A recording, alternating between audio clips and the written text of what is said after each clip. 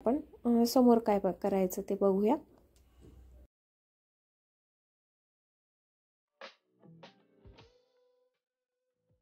इथे शेंगदाणे मी ताटात टाकून घेते आणि याला छान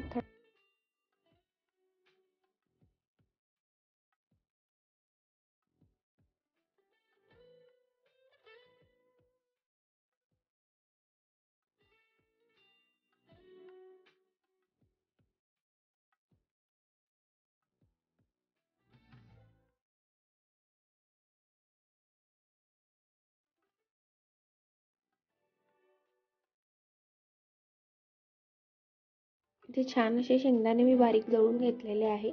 आता याला एका भांड्यामध्ये घ्यायचं आहे।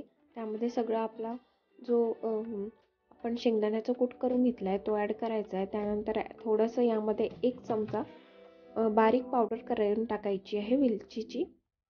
वेलचीची पावडर टाकल्यामुळे कसं थोडासा स्वाद येईल आणि छान लागतात लाडू। तुम्ही पण ट्राय करा आणि याला छान मिक्स करायचं आहे। त्यानंतर यामध्ये आपण जो गुळाचा किस करून घेतला होता तो टाकूया।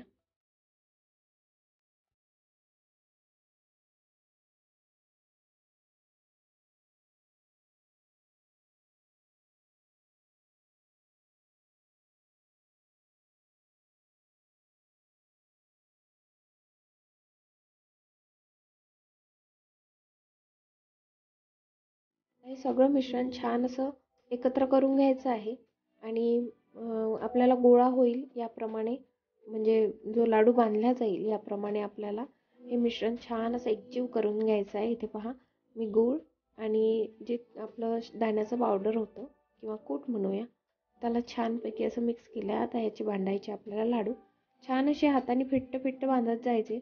ऑटोमॅटिक ते त्याचा गोळा तयार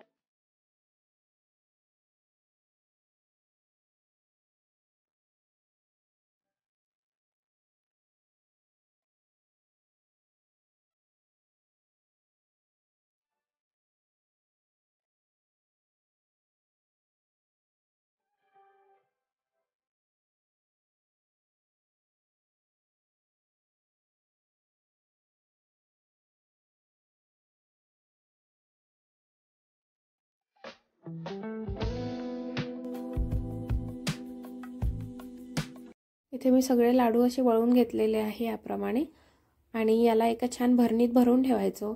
डब्यामध्ये न घालता काचेच्या भरणीत भरायचं म्हणजे आणि ती भरणी वरच ठेवायची जेणेकरून आपल्याला ते दिसतील आणि रोज एकतरी लाडू आपला पोटात जाईल आणि हिमोग्लोबिन आयरनची कमतरता होणार नाही. तर चला तर मग असाच हेल्दी रेसिपीसोबत भेटूया आणि माझ्या चॅनलला लाईक शेअर